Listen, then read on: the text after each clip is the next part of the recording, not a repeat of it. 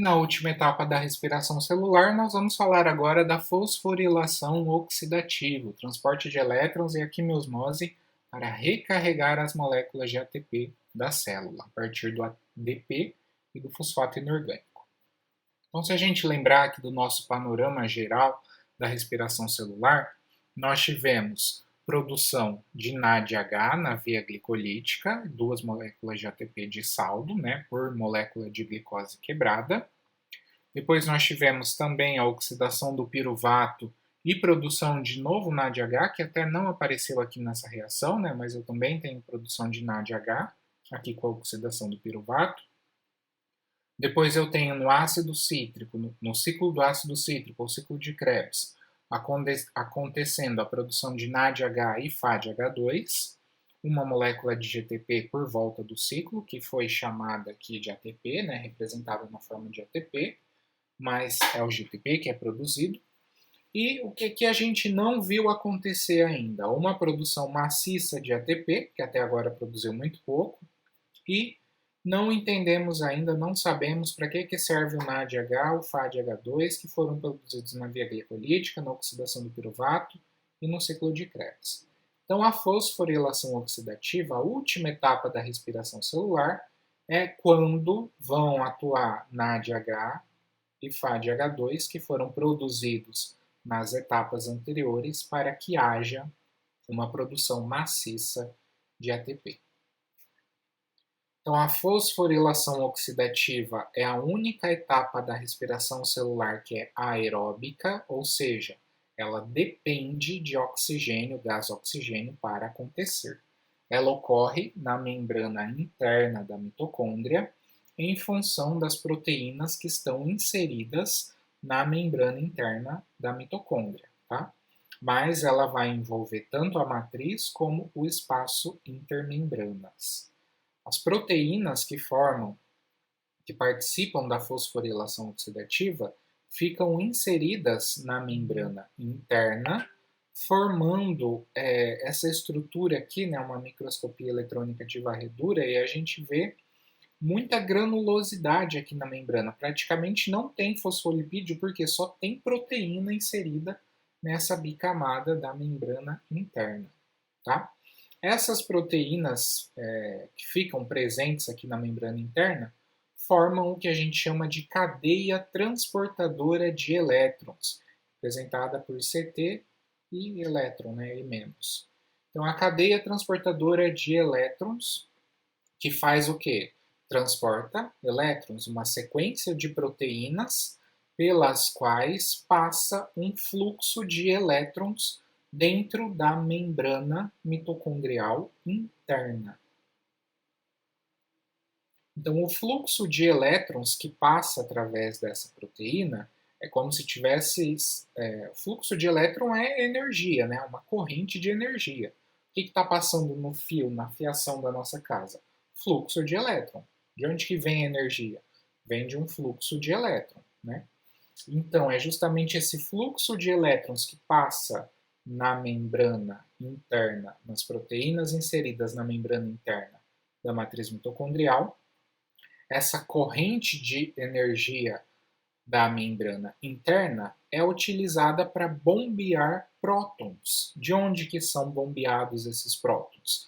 Da matriz mitocondrial para o espaço intermembranas, ou seja, os prótons são jogados da matriz mitocondrial para o espaço intermembranas, o que nada mais é do que a criação de um gradiente eletroquímico. Eu estou jogando prótons para o espaço intermembranas. Eu estou aumentando a concentração de prótons no espaço intermembranas. Então, eu estou criando um gradiente de concentração, Consequentemente, como são prótons H+, carregados positivamente, eu crio um gradiente eletroquímico.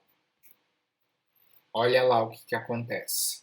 Uma série de proteínas, essas 3 principais aqui, o NADH desidrogenase, o citocromo BC1 e o citocromo oxidase.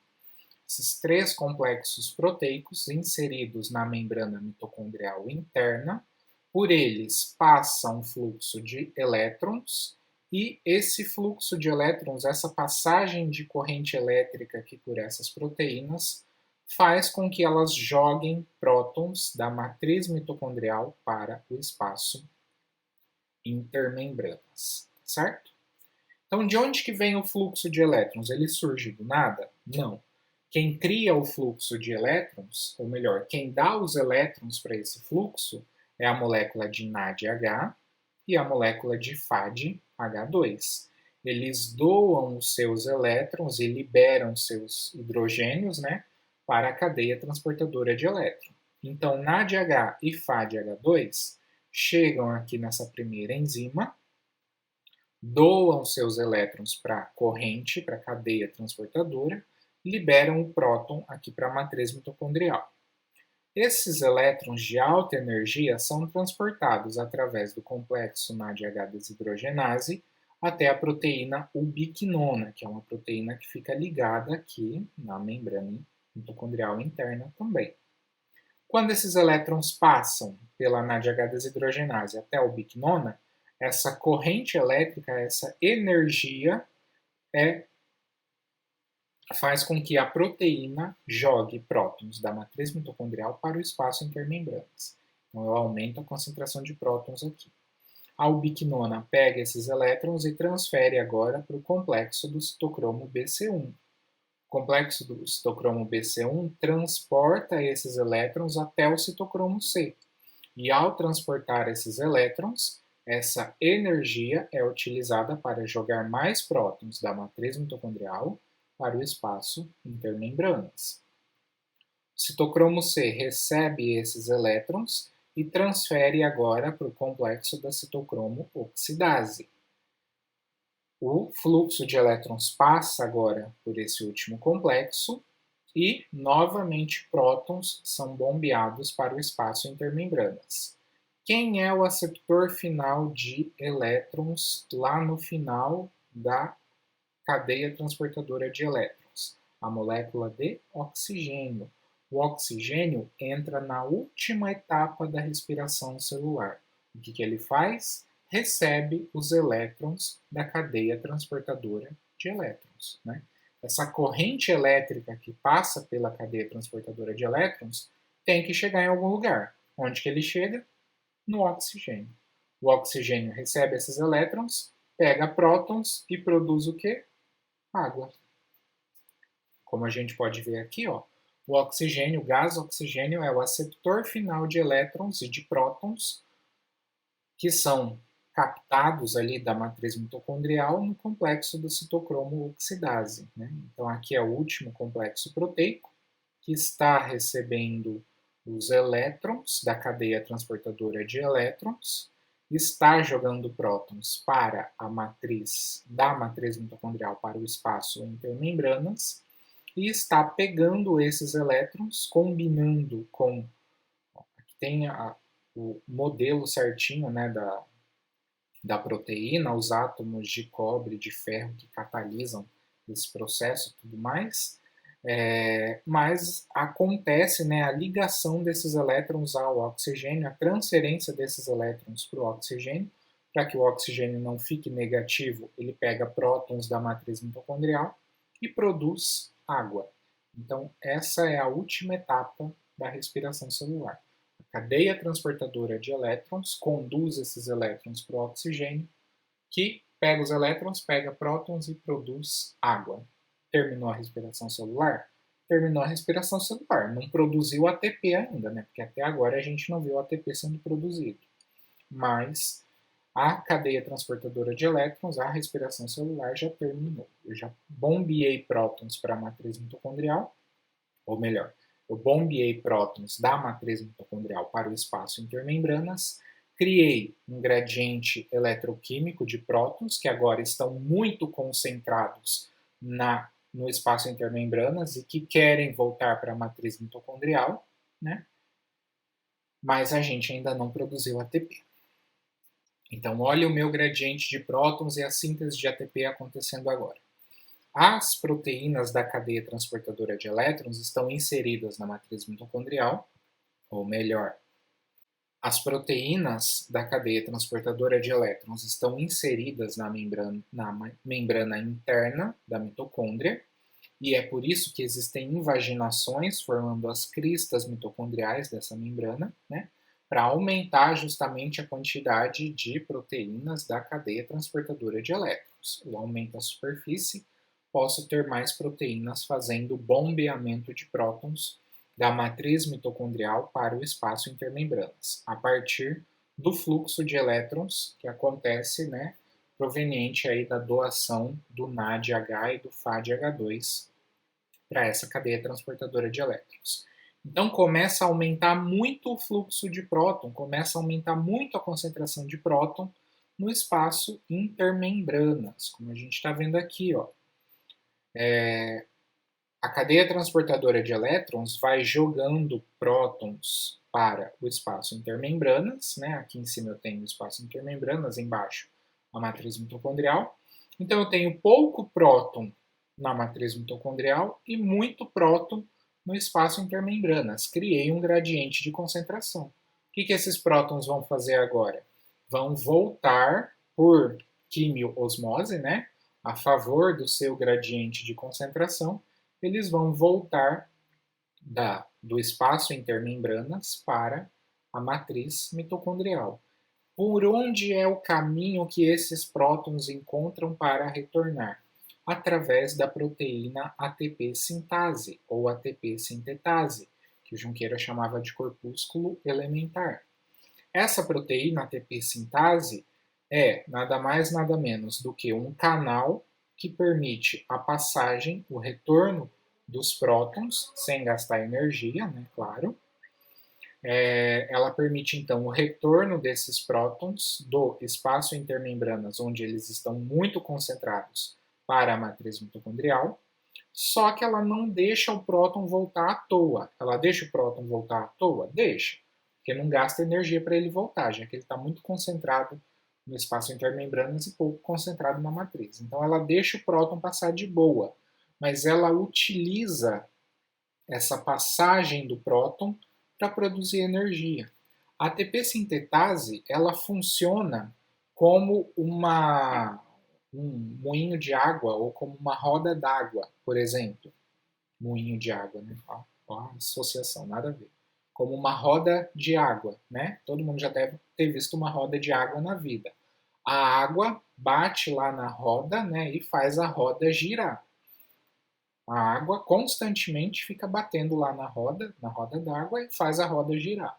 Os prótons passam aqui pela ATP sintetase tranquilamente e fazem a ATP sintetase girar.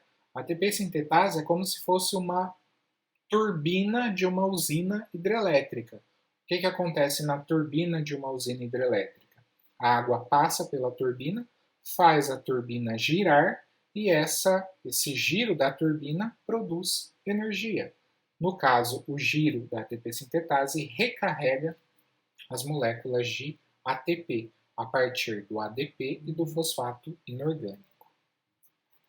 Olha lá como que é a ATP sintetase ou ATP sintase, né? Aqui primeiro à esquerda, que é a síntese de ATP.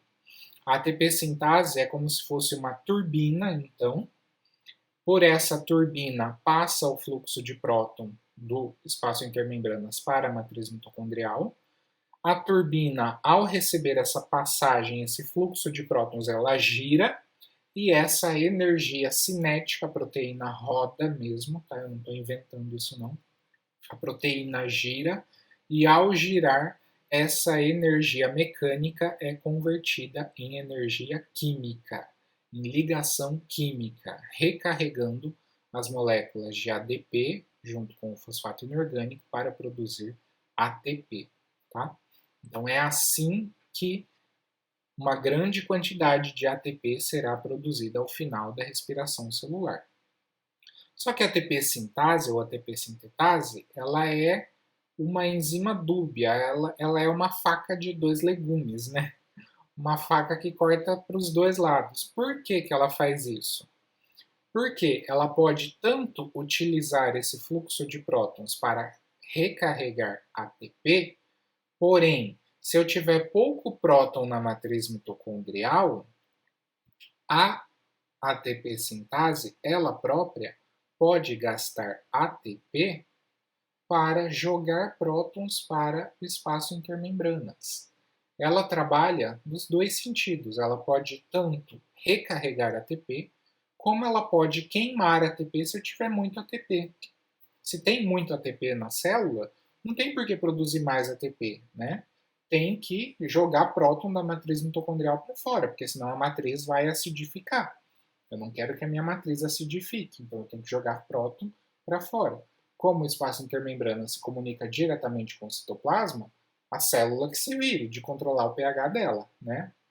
Então vamos jogar próton para fora. Para que isso não aconteça, para que o meio da matriz mitocondrial não fique acidificado, a própria ATP sintase pode jogar prótons para o espaço intermembranas, né, para fora da mitocôndria, gastando ATP. Então eu tenho tanto síntese de ATP acontecendo na matriz mitocondrial, ou melhor, na ATP sintase, como hidrólise de ATP para jogar mais próton para fora. O que vai prevalecer aí é o equilíbrio entre produção e consumo de energia. Se eu produzo muito, eu preciso gastar essa energia, né? Então eu jogo próton para fora. Agora, se eu produzo pouco, se eu não tenho ATP, não tem porque eu gastar ATP jogando próton para fora. Então deixa o próton entrar para recarregar de novo as moléculas de ATP, certo? Resumindo então a respiração celular, né? Nós temos a produção de 2 NAD na via glicolítica, 2 moléculas de ATP como produto final. Na oxidação do piruvato, nós temos de novo a produção de NADH, 2 NADH na glicólise, 2 NADH na oxidação do piruvato. O ciclo do ácido cítrico produzindo 6 NADH a partir da quebra de uma molécula de glicose, tá? 6 NADH, 1 FADH2, toda essa galera aqui de NADH e de FADH2 chegando e doando seus elétrons para a cadeia transportadora de elétrons, na fosforilação oxidativa. A oxidação do piruvato não produziu nenhum ATP, ciclo de Krebs produziu 2 GTP, que pode ser também 2 ATP. Então, FADH2 e NADH doam seus elétrons para a fosforilação oxidativa e a cadeia transportadora de elétrons deve produzir entre 26 a 28 ATP por molécula de glicose que foi quebrada, tá? Então, ao final, lá na ATP sintase é que a gente vai ter uma grande produção de energia, de ATP, pela célula. Se a gente somar, vamos dizer que é 28, mais 2 aqui dá 30, mais 2 aqui dá 32. Então, a quebra de uma molécula de glicose produz aí por volta de 30, 32, tem livro que fala até 34 ATP, tá? Depende de algumas variáveis aí que a bioquímica pode ajudar a explicar para vocês. Mas vamos falar aí em média 30 ATPs, tá? Uma molécula de glicose produz ao máximo 30 moléculas de ATP ao final da respiração celular. Ok? Então é assim que as moléculas de ATP serão recarregadas na célula. Lá no nosso tecido adiposo, nós temos mitocôndrias ricas em proteína termogenina. O que é a proteína termogenina? Além do corpúsculo elementar, da ATP sintetase que nós temos lá na membrana interna da matriz mitocondrial, né, recarregando as moléculas de ATP, nós temos também a proteína termogenina. A proteína termogenina ela é importante para permitir que os prótons acumulados no espaço intermembranas retornem do espaço intermembranas para a matriz mitocondrial, mas ela não produz ela não recarrega ATP. 100% dos prótons que retornam para a matriz mitocondrial, a energia proveniente desse fluxo de prótons é dissipada na forma de calor. Por isso que a mitocôndria produz calor para o nosso corpo, principalmente lá no tecido adiposo multilocular, também chamada de gordura parda, né? antigamente chamada de gordura parda. É aquela gordura exclusivamente para a produção de calor. Quem que tem gordura parda? Gordura multilocular.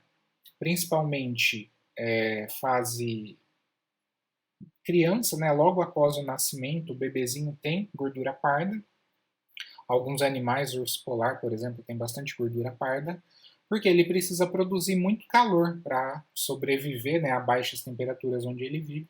Então ele precisa ter uma grande quantidade de proteína termogenina para que os prótons retornem para a matriz mitocondrial, não para produzir energia, produzir ATP, mas para produzir calor, para que a temperatura do corpo seja mantida constante também, né, no caso dos mamíferos, das aves que regulam a temperatura corporal. Parte da energia produzida pela ATP sintetase, mais ou menos 50% vira ATP e os outros 50% viram calor. Né? Então a ATP sintetase também é importante para produzir calor, mas a proteína termogenina vai ser fundamental nesse processo para garantir a manutenção da temperatura corporal de alguns animais. Para finalizar, então, nós vimos que a glicólise, né, ao produzir piruvato, ela tinha 3 caminhos possíveis, a respiração celular e a fermentação. Então, a gente vai ver rapidamente como que acontece a fermentação agora. Primeiro, a fermentação em uma célula muscular ativa. Você tem uma fibra muscular, você está fazendo um exercício físico intenso, né? Está correndo lá 100 metros rasos junto com o Usain Bolt. Então, tem que produzir energia de maneira muito rápida. Você vai ficar ventilando para correr 100 metros rasos? Não, você vai puxar o oxigênio uma vez e vai correr. Você não vai ficar ventilando ao longo desse período, né? Vai demorar 9, 10 segundos o Bolt corre os 100 metros rasos, né? Então, ele não precisa ventilar nesse processo. Ele respira uma vez e vai. Como ele não está ventilando, ele não está fazendo movimentação dos pulmões, ele não está assimilando oxigênio, então ocorre fermentação na fibra muscular. Por quê? Não tem oxigênio, não dá para respirar. Não dá para fazer respiração celular? Vamos fermentar. Fermentação produz menos energia, mas é uma energia produzida de maneira rápida. Então, glicose vira piruvato. Piruvato, na verdade, na glicólise, nós tivemos a produção, carregamento de NADH e também de ATP. O piruvato é convertido a lactato, veja que a molécula é bem parecida, né? Oxigênio aqui, hidroxila aqui, CH3H. Então, a única diferença é tirar na verdade, tirar os dois hidrogênios que entraram no NADH, né? NADH mais H+, pegar um hidrogênio e colocar desse lado, pegar outro hidrogênio e colocar do outro lado.